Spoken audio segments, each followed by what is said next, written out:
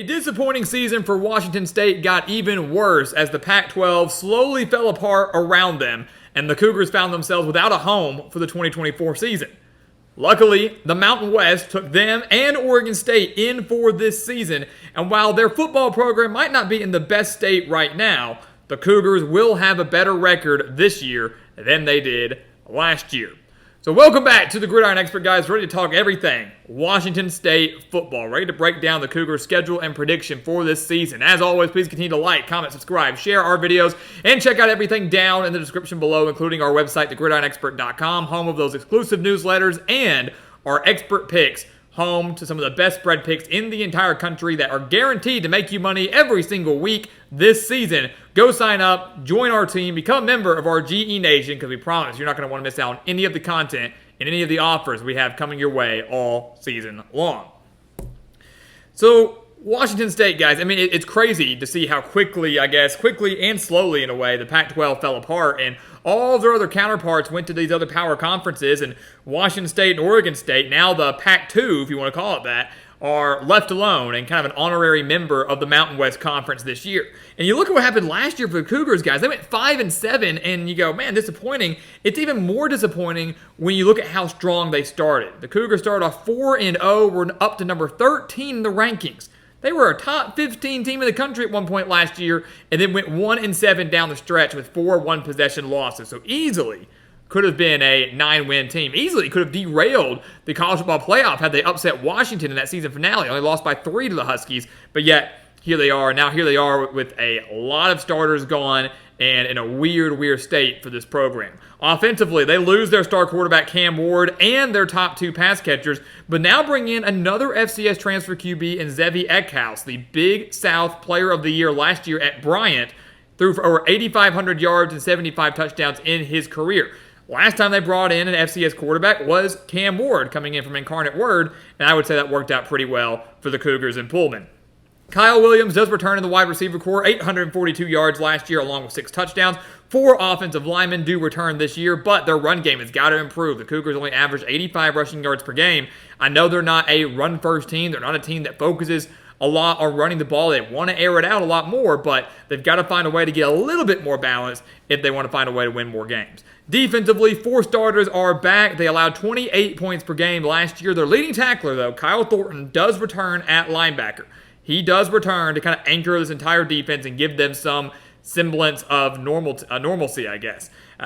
They do lose the other top 5 tacklers, though. So they lose 5 of their top 6 tacklers, but Thornton was the leader, and he does return. The front 7 is not going to be bad, right? The interior defensive line looks solid. The linebacking core clearly looks solid, but the Cougars lose all 4 starters in the secondary after giving up nearly 240 passing yards per game. So they're going to have to find some guys to come in there and gel quickly to stop the pass. And was really a Mountain West conference that isn't going to be all that difficult for the Cougars, but not one where the Cougars or the Beavers for Oregon State are going to run the table just because they were a power team. That's not how the way this works. When you take a look at their schedule, obviously they don't play too many power teams on their schedule, but some of the ones they do play, like Texas Tech, Washington, Oregon State later on, are rather difficult. They open the year up with a win against Portland State, and then they get the Mike Leach Bowl. They get to host the Mike Leach Bowl against Texas Tech in Pullman. I'm really excited for this. The first meeting between Washington State and Texas Tech in 60 years, but the Red Raiders, even though they're going to be coming on the road, are a little bit too much for the Cougars to handle. They have a great quarterback in Baron Morton. They've got a great running game in Taj Brooks. They are loaded offensively. The defense maybe needs a little bit work, but I don't expect the Cougars, with all these new pieces offensively, especially in week 2, not later in the year, but week 2, to have figured things out to exploit this Red Raiders defense. Texas Tech gets a much-needed win on the road. Big year for Joey McGuire's squad, and Washington State drops to 1-1, and then I think they lose in their rivalry game, the Apple Cup. Still maintaining that rivalry despite Washington going over to the Big Ten. They maintain the rivalry but lose again to the Huskies. Washington State has lost 12 of the last 14 games to their in-state rivals. That includes that 24-21 game last year where the Cougars barely or almost pulled off the upset. The Huskies barely survived, and if they had lost that game, probably would have missed out on the college football playoff and hang in the national championship game. Neither of these teams look like they did last year. Washington State loses so much. The Huskies clearly lose so much. from last year's squad. But they do bring in a veteran quarterback in Will Rogers, transferring in from Mississippi State. They have some key transfers on both sides of the ball and actually do have a pretty strong and underrated secondary, which could be huge against this Washington State team that's going to want to air the ball out. So on the road, I know home field advantage doesn't play that big of a role in some of these in-state games, but on the road, against a veteran quarterback, against a team that despite a lot of key new pieces might be in a little bit better shape than the Cougars, Washington gets the win, and Washington State drops to 1-2. Not the most ideal start, but things are going to start looking up in a second. They beat San Jose State, a team that has a new coach in Ken Numatalolo. 7 starters back is all they've got. They lose their quarterback, their top 2 rushers, 3 of their top 4 wide receivers, 4 offensive linemen, and 7 of their top 9 tacklers. So the Spartans in a major rebuilding year. Washington State regroups, wins that game 2-2, loses to Boise State and Fresno State off of the bye week. So they're 2-2. They drop them to 2-4. Boise State and Fresno State are 2 of the top teams in the Mountain West Conference this year. And Boise State is not only the favorite to win the conference, but maybe a team that can make the college football playoff as well as the top-ranked Group of 5 champion. I love this Broncos team. Malachi Nelson coming in at quarterback from USC. Underrated talent there. Very strong talent there. Ashton Genty is one of the best running backs, not just in this conference, but in the nation after rushing for over 1,300 yards last year. And the Broncos return everybody defensively. Factor in, they've got to go play on the Smurf turf. Boise's winning that game. I wholeheartedly believe that. And then Fresno State is another team that offensively is going to give this Washington State team some trouble. And I know Jake Dickers, he's a defensive-minded guy, but can he figure it out against some of these teams that are in a better shape consistency-wise and roster-wise than his squad? The Bulldogs, they returned their quarterback in Mikey Keene. They returned their top 3 rushers. They returned 5 guys on defense that only gave up 205 passing yards per game. So once again, if these secondaries can hone in on the pass, can Washington State generate any sort of success on the ground? They weren't able to do it last year, and if they're unable to do it this year, they're not going to improve that much in the win total. So they lose those back-to-back games against 2 of the better teams in the Mountain West. They're 2-4, and everybody's freaking out, right? 2-4 with a weaker schedule? Imagine what it would be if they were still playing the Pac-12. The good thing is the schedule lightens up a lot. If you look at the next 4 games, I believe Washington State wins every single one of them. They should beat Hawaii at home. The Rainbow Warriors certainly showing improvement, no doubt about that, but they still got to work a lot defensively, and they were -10 in the turnover margin last year, so the Rainbow Warriors got to do a much better job taking care of the football. Cougars take care of business there. They create a handful of turnovers, get the win, back on track. They beat San Diego State. Do not let recency bias affect your view of San Diego State. Yeah, the Aztecs have typically been a contender in the Mountain West. They weren't last year, going just 4-8. Now they've got a new coach in Sean Lewis. They've got major questions defensively and at quarterback. The Aztecs aren't what they're cracked up to be, at least not in years past. They're going to struggle again this year, what's a rebuilding year for this program.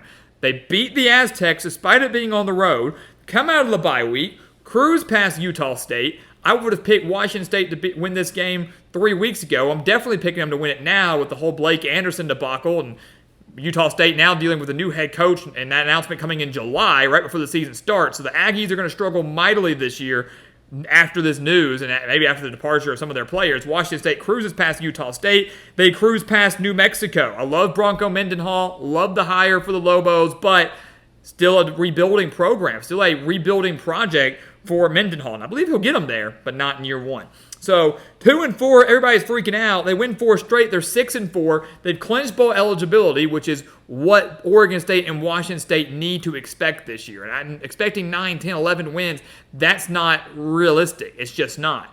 Getting to a bowl game, maybe a solid bowl game, is realistic and what should be the expectation. Washington State achieves that. Then they play their Pac-2 opponent. They play the other team that did not get that Power 4 conference invite now, Oregon State, in Corvallis. Both these teams, roster-wise, struggling quite a bit. A lot of question marks on both sides of the ball. But I like Oregon State a little bit better in this game. I like that the Beavers have home field advantage. I think their defense might actually be in a little bit of a better shape than Washington State's. By this point in the season, I expect the Beavers' offense to have figured out any issues they may have had. And we're going to do a deeper dive into the Beavers here in a little bit. But I like this Oregon State squad to get the job done on their home field. They will take care of business in what's going to be an emotional, hard-fought game for both of these programs. But the Cougars drop it, but close out the year with a win on Senior Day against Wyoming. They have a brand new head coach. They've got to figure out a lot of questions on the offensive side of the ball. If the Cougars can just stop the run, Stop. That's what the Cowboys are going to be good at this year, running the football. If the Cougars can hone in on that and stop it, they will win. Dickert just does that. And the Cougars, Washington State, in their first year as an honorary Mountain West member and in this weird state of this program, finishes at 7-5. A winning record, a solid bowl berth, and a solid foundation that has been set as the Cougars try to rebuild and find some sense of normalcy going forward. So guys, as always, thank you so much for watching us here at the Gridiron Expert on YouTube. Make sure to continue to like, comment, subscribe, share our videos, and check out everything down in the description below. That includes our website, thegridironexpert.com, home of those expert picks. Do not miss out on those guys. Do not miss out on our newsletter. Everything there down in the description is there for you to get you through this offseason and to become a member of our GE Nation. And once again, as always, thank you so much for watching, and we'll see you next time right here on the Gridiron Expert. Yeah.